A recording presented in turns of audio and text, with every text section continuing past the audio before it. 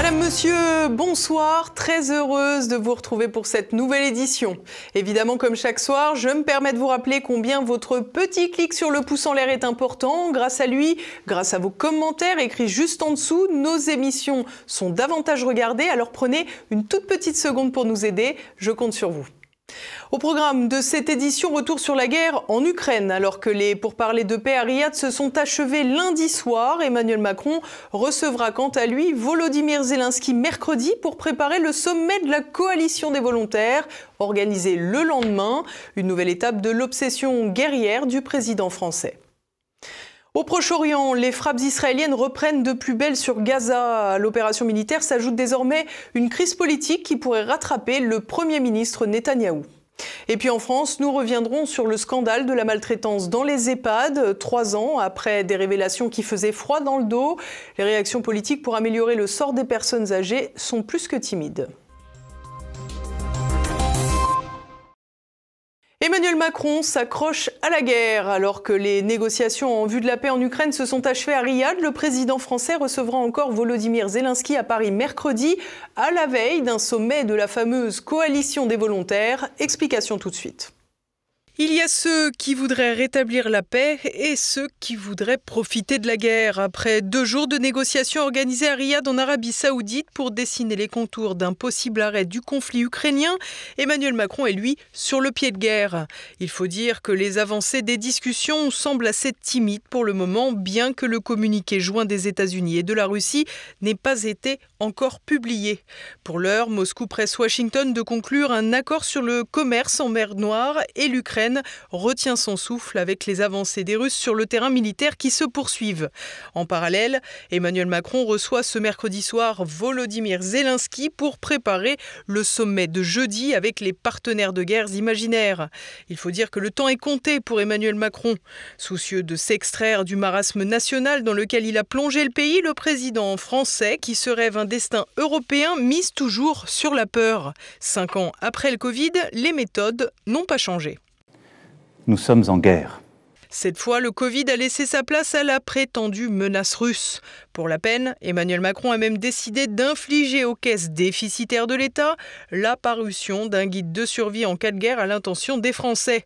Un courrier qu'il ne faudra pas hésiter à retourner à l'envoyeur pour protester face à cette manipulation des peurs. Des peurs instrumentalisées par les émanations néoconservatrices qui refoulent désormais jusqu'en Europe et les narines du président français, comme celle de Keir Starmer, le Premier ministre britannique, aligné lui aussi sur la prolongation de la guerre ad nauseam. Pour illustrer la teneur des réunions, les partenaires européens et plus si affinités se sont renommés en coalition des volontaires, des termes qui, rappelons-le, font écho à la Coalition of the Willing de Bush et Rumsfeld pour envahir l'Irak sans aucun mandat de l'ONU entre 2001 et 2003. À mettre en parallèle avec les intentions franco-britanniques d'envoyer des troupes sur le sol ukrainien, prétendument pour assurer la paix. Face à cette dérive inquiétante du président français, François Asselineau, le président de l'UPR, organise en parallèle un grand rassemblement pour la paix jeudi soir à 17h, place de la République, dans le 11e arrondissement de la capitale. Jeudi 27, c'est le jour où Macron a trouvé malin de réunir à Paris justement ce qu'il appelle la coalition des volontaires, c'est-à-dire des chefs d'État ou de gouvernement, qu'ils soient en Europe ou en dehors de l'Europe d'ailleurs, notamment je pense aux Canadiens, aux Britanniques, etc., et qui en fait veulent poursuivre la guerre contre la Russie. Il s'agit de tout faire pour essayer d'empêcher Trump et Poutine de parvenir à un traité de paix, un accord entre eux, ce qui d'ailleurs est vain puisque les deux super grands ont l'air de s'entendre.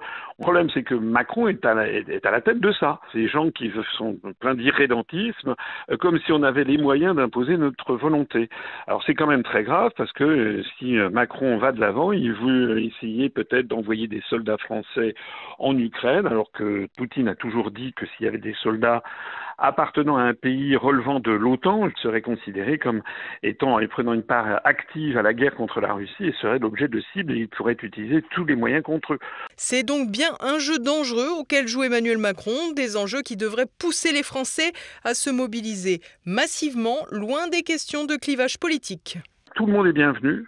On a des banderoles, on a même retiré notre logo de l'UPR. Donc c'est vraiment ouvert à tout le monde. On a des gens de droite, des gens de gauche, voilà, qui sont là parce qu'il faut vraiment que ce jour-là même, eh bien, si possible, les grands médias, enfin j'en doute, mais que les médias veuillent bien montrer que tous les Français ne sont pas d'accord avec les délires de Macron. Gaza sous le feu et Netanyahou sous les critiques. En Israël, la fin du cessez-le-feu et l'offensive en cours après 2 mois de trêve pourraient fragiliser le pouvoir en place. Explication d'Olivier Frère-Jacques. La bande de Gaza replongée dans le chaos et Netanyahou dans la tempête médiatique. Après 2 mois de trêve fragile rompue le 18 mars, l'armée israélienne intensifie ses opérations visant à écraser le Hamas. Depuis la reprise des hostilités, 730 Palestiniens ont péri, selon le ministère de la Santé du Hamas, portant le bilan total à plus de 50 000 morts depuis octobre 2023. À Rafah, dans le sud, 21 personnes ont été tuées lundi lors d'une opération qualifiée par Tsahal de « mission pour démanteler des infrastructures terroristes ». La défense civile évoque 50 000 civils pris au piège. À Khan Younes, une frappe sur l'hôtel Nasser a éliminé Ismail Baroum, au cadre du Hamas, suscitant des accusations de crimes de guerre. Le nord du territoire n'est pas non plus épargné. La ville Beth Laïa subit les bombardements aériens massifs et des images de camps de tentes en flammes circulent sur les réseaux sociaux. Le comité international de la Croix-Rouge a dénoncé une attaque sur son siège à Rafah, endommagé par un projectile malgré son identification facile. Tsahal a reconnu une erreur, promettant une enquête. À Deir el-Bala, un char israélien a frappé des bâtiments de l'ONU, tuant un employé de l'organisation. Benjamin Netanyahou, soutenu par son ministre de la Défense Israël Katz et le chef d'état-major Eyal Zamir, mise sur une victoire totale. Katz a ordonné d'élargir les zones de sécurité autour de Gaza, déclarant que tant que le Hamas refusera de libérer les otages, il perdra des terres au profit d'Israël. Cette stratégie s'appuie sur la défaite récente du Hezbollah au Liban, alors que l'État hébreu semble bénéficier de l'aval total du président américain Donald Trump dans son opération. Cette offensive militaire coïncide avec une crise interne sans précédent. Benjamin Netanyahou est aujourd'hui lâché par une partie de l'opinion israélienne. Les manifestations se multiplient, notamment à Jérusalem, où des milliers de personnes ont défilé le 23 mars contre sa dérive autocratique. Le limogeage du chef du Shin Bet, Ronen Bar, et la motion de défiance contre le procureur général Gali Baharav Miara, accusé de vouloir enquêter sur le Qatargate, ont mis le feu aux poudres. Ce scandale, impliquant des conseillers de Netanyahou soupçonnés d'avoir reçu des fonds qataris, fragilise encore plus le Premier ministre. L'opposition, les milieux d'affaires et même d'anciens juges dénoncent une attaque contre l'état de droit. Le Qatargate ravive aussi les critiques sur la politique passée de Netanyahou, accusé d'avoir indirectement renforcé le Hamas via des financements qataris avant octobre 2023. Au niveau international, des voix s'élèvent également contre la fuite en avant du dirigeant. Kaja Kallas, chef de la diplomatie européenne, réclame ainsi une reprise des négociations. Mais Benjamin Netanyahou, embourbé dans ces scandales et déterminé à éviter des élections anticipées, semble prêt à tout pour prolonger le conflit, quitte à aggraver la crise humanitaire à Gaza où des pénuries et blocus asphyxient les survivants. C'est dans ce contexte pour le moins critique que des élus français se sont rendus mardi en Israël, invités à une conférence internationale sur l'antisémitisme à laquelle participe le Premier ministre du pays. Jordan Bardella, président du Rassemblement national, et l'eurodéputé Marion Maréchal seront ainsi présents. Une démarche qui n'a pas eu la bénédiction du CRIF en France. L'institution dénonce une récupération politique du RN. Pour ces élus, le déplacement est à double tranchant puisque s'ils cherchent ainsi à poursuivre leur dédiabolisation, ils se rendent également à un événement placé sous le patronage d'un chef de gouvernement accusé de crimes de guerre et désavoué dans de nombreux pays occidentaux et jusque dans son propre pays. Les personnes âgées toujours sacrifiées. 3 ans après le scandale de maltraitance dans les EHPAD, le gouvernement se félicite d'un rapport qui brille pourtant par ses carences. Renaud de Bourleuf. Le plan de contrôle des EHPAD avance poussivement. Ce mardi, le ministre délégué chargé de l'autonomie, Charlotte Parmentier-Lecocq, a dévoilé que 55 établissements pour personnes âgées dépendantes ont écopé de sanctions graves. Une nouvelle qui arrive 3 ans après le scandale d'Orpea soulevé par le livre enquête Les Fossoyeurs du journaliste Victor Castanet en janvier 2022. L'ouvrage révélait les pratiques douteuses du leader mondial des maisons de retraite. La société cotée en bourse à Paris misait davantage sur le profit que sur la santé de ses pensionnaires. L'enquête révélait des faits de maltraitance, des repas insuffisants et un manque d'hygiène générale. Plus concrètement, des résidents pouvaient être couverts d'excréments faute de protection. Une dame avait également été oubliée dans sa cabine de douche pendant plusieurs heures. Quelques jours après la parution des Fossoyeurs, Olivier Véran, alors ministre de la Santé, s'exprimait ainsi. Alors, je vous redis à quel point je suis bouleversé par ce qui a été écrit, ce qui est dit, ce qui traduit une réalité dans un certain nombre d'établissements. En 2022, Olivier Véran était sans doute trop occupé avec ses politiques de passe sanitaire et d'injections forcées. Dans la foulée, le gouvernement avait annoncé un plan de contrôle. Les 7500 EHPAD devaient être inspectés dans les 2 années à suivre, soit avant l'été 2024. À la fin du mois de décembre dernier, 96% des établissements étaient contrôlés. De quoi satisfaire le ministre Charlotte Parmentier-Lecocq qui s'est exprimé ce mardi matin en amont d'une émission sur France 2. Le gouvernement a souhaité prendre toute la mesure de la situation en contrôlant l'ensemble des EHPAD de France et cette semaine, je vais restituer les résultats. Nos proches sont bien accompagnés en EHPAD de façon générale. Lorsque ça n'est pas le cas, des sanctions ont pu être prononcées ou des demandes, des injonctions vont être suivies de très près.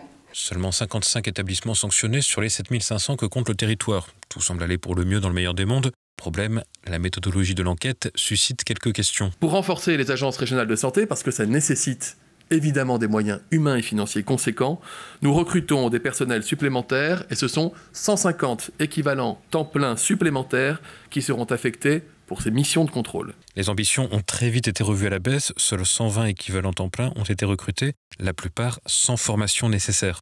D'autre part, des inspections se sont déroulées sans médecin, empêchant l'accès à certaines données confidentielles. Le syndicat national des inspecteurs de l'action sanitaire et sociale déplore aussi des inspections sur place trop courtes, avec des missions d'une demi-journée, alors qu'il faudrait selon eux au moins 2 jours pour cerner les problèmes. Mais surtout, les enquêteurs se sont passés de nombreuses visites sur place, se contentant de simples contrôles sur pièce pour environ 80% des EHPAD. Les visites de terrain étaient réservées aux établissements présentant une criticité élevée, telle qu'un signalement d'incident. Concernant le ratio minimal d'infirmiers et d'aides-soignants au chevet des résidents, aucune mesure n'a été prise. À croire que les résidents des EHPAD verront le vote de la loi sur l'euthanasie avant les améliorations dans leur établissement. Et on poursuit avec un rapide tour de France. Le système de santé s'effondre et les plus fragiles en paient le prix. La mortalité infantile en France est en constante progression depuis 5 ans. Selon un document de l'Institut national d'études démographiques publié le 20 mars, 8 enfants de moins d'1 an meurent chaque jour. Le taux de 4,1 décès pour 1000 est un des pires chiffres de l'Union européenne. La France occupe donc la 23e place sur 27. Plusieurs questions se posent, notamment celle des fermetures de maternité, 30% en moins sur les 20 dernières années, qui contraignent donc les femmes à faire des trajets plus longs pour leurs accouchements.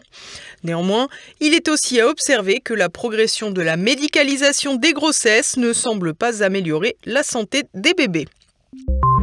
Et la santé mentale des plus grands ne va pas mieux non plus. Selon une étude de la Fédération hospitalière de France, les séjours en pédopsychiatrie en 2024 étaient plus élevés qu'attendus, avec une hausse de 32%. Les soins relatifs à la toxicologie, aux intoxications et à l'alcool sont supérieurs de 25% par rapport aux prévisions. Les admissions à l'hôpital sont en hausse aussi, tandis que les moyens accordés à la pédopsychiatrie, eux, sont en baisse. Plusieurs facteurs peuvent expliquer ce phénomène, cependant la situation n'est pas nouvelle. Le confinement lié à la crise de Covid-19 avait déjà provoqué une augmentation drastique des consultations en pédopsychiatrie. Il est donc permis d'imaginer que la situation actuelle n'en est que la conséquence. La culture victimaire n'épargne personne, pas même les bourreaux. Lundi, devant la cour d'assises de Gironde, s'ouvrait le procès de Mounir Bouta pour l'assassinat de son épouse, Chahinez Daout, en mai 2021 à Mérignac. L'accusé, né en Algérie et vivant en France depuis 1999, réfute le chef d'inculpation. Il a profité du premier jour d'audience pour expliquer que sa femme avait lancé, je cite, « un plan diabolique contre lui ». Mounir Bouta a également expliqué à la cour qu'il était persécuté et victime d'un complot après avoir été traité en esclave au travail pour ramener de l'argent à sa femme. Pour rappel, il est accusé d'avoir tiré sur Chahinez Daout dans les jambes avant de l'arroser d'essence et de la brûler vive. La victime avait porté plainte au moins à 2 reprises contre son mari, lequel avait déjà été condamné à de la prison ferme. Il avait alors continué à harceler sa femme depuis la cellule. Lors de l'audience, Mounir Bouta a nié en bloc toutes les accusations, y compris celles de violence conjugale. Il a affirmé avoir passé toute sa vie comme un gentleman. Il va falloir de plus en plus de place dans les open space de la Startup Nation. Selon un sondage publié par le CRIF, le Conseil représentatif des institutions juives de France et l'Institut supérieur du travail, le fait, je cite, « religieux » est désormais mieux accepté en entreprise et tout particulièrement chez les jeunes. Ainsi, près de la moitié des 18-24 ans jugent acceptable de refuser de s'asseoir après une autre personne de l'autre sexe. 40% des jeunes accepteraient aussi le refus d'un contact avec des clients pour des raisons religieuses. Sans surprise, du côté des chaînes d'information en continu, les images choisies pour illustrer ce sondage sont plutôt des prières chrétiennes. Pourtant, l'étude publiée évoque à chaque fois des faits religieux sans jamais citer la religion musulmane, bien que les questions soient assez claires, notamment quand il s'agit d'évoquer le jeûne pendant le travail, un point qui ne fait pas référence au carême. Ainsi, le sondage commandé par le CRIF et l'Institut supérieur du travail montre une certaine évolution de la société française, mais il est aussi à mettre en parallèle avec les tensions entre les communautés juives et musulmanes, dont la France est le triste témoin depuis la résurgence du conflit israélo-palestinien. Et nous continuons avec l'actualité internationale en bref. Un mauvais signal envoyé par l'administration Trump. Lundi, le journal américain The Atlantic a affirmé que son rédacteur en chef avait été inclus par erreur dans une discussion en ligne sur Signal entre Donald Trump, son vice-président J.D. Vance et plusieurs hauts responsables de l'état-major. Ainsi, le 11 mars, le journaliste aurait suivi une discussion concernant des frappes au Yémen ayant eu lieu 4 jours plus tard. Donald Trump a raillé le magazine The Atlantic qu'il considère comme proche de la faillite. Le porte-parole de la Maison-Blanche a par la suite confirmé la véracité de cette faille sans en déterminer l'origine. Une simple erreur paraît surréaliste au point d'imaginer que des membres de l'état-major américain hostiles à la politique de Donald Trump puissent être à la manœuvre. États-Unis toujours avec le président américain qui ne renonce pas à ses ambitions sur le Groenland. Lundi, la Maison-Blanche a annoncé que Chá Vance, femme du vice-président américain, se rendrait sur l'île de jeudi à samedi. Elle sera accompagnée du conseiller à la sécurité nationale Mike Waltz et du secrétaire d'État à l'énergie Chris Wright.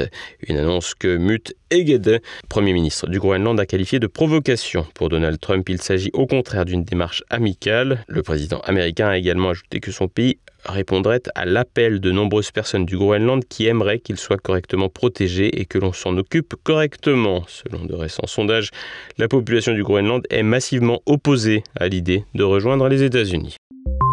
Va-t-on assister à un renversement de situation sur la question du nucléaire iranien ? Téhéran se dit prêt à des négociations indirectes avec Washington sur son programme nucléaire après un ultimatum de Donald Trump. Ce dernier avait en effet adressé une lettre à Téhéran le 12 mars exigeant un accord sous peine d'intervention militaire. Le ministre des Affaires étrangères, Abbas Arachki, dit cependant rejeter tout dialogue direct tant que l'approche américaine reste hostile. Parvenir à un accord avec cet ennemi historique des États-Unis constituerait une victoire diplomatique pour Donald Trump alors que jusqu'à présent, il a privilégié la politique de pression maximale, stratégie qu'il avait menée à se retirer de l'accord de 2015 avec la nation perse.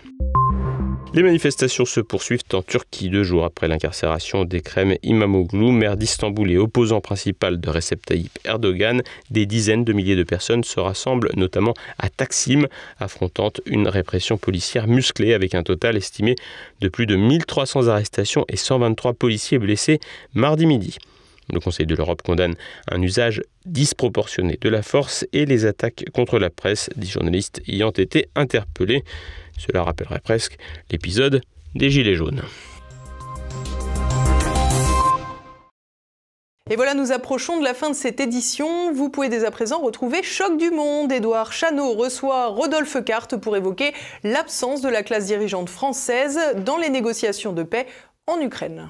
En tout cas, vraiment, notre camp n'a pas à rougir, si vous le voulez, de ces ingérences américaines. On les a dénoncées depuis X années. On a fait une critique, à mon avis, encore largement légitime sur les États-Unis. Et d'ailleurs, là où je trouve que c'est intéressant, c'est qu'ils se découvrent quasiment une âme patriote française ou européenne, mais un peu comme sur le syndrome du converti. Je vais filer ma métaphore. Nous, on a toujours eu une certaine méfiance vis-à-vis des ingérences américaines, mais aujourd'hui, quand on voit qu'une perspective s'ouvre avec Donald Trump, qui est une perspective, à mon avis, dont il faut saisir sans avoir de naïveté, bien évidemment. Donald Trump joue pour les intérêts américains, il ne joue absolument pas pour les intérêts français ni européens. Il n'empêche, on l'a vu grâce au discours de Vance aussi à Munich, qu'il y a quand même pas une main tendue, mais en tout cas une sommation au redressement des Européens et des Français. Également au programme, le Zoom du jour, Alexis Depraux, docteur en droit de la sécurité et de la défense, présente son ouvrage « La cyberguerre qui vient ». Sur la chaîne format court de TVL, Claude Cholet fait le portrait piquant du journal Libération. Et à présent, c'est la fin de cette édition. Merci à tous pour votre fidélité. Rendez-vous demain avec Olivier Frère Jacques. En attendant, portez-vous bien. Bonsoir.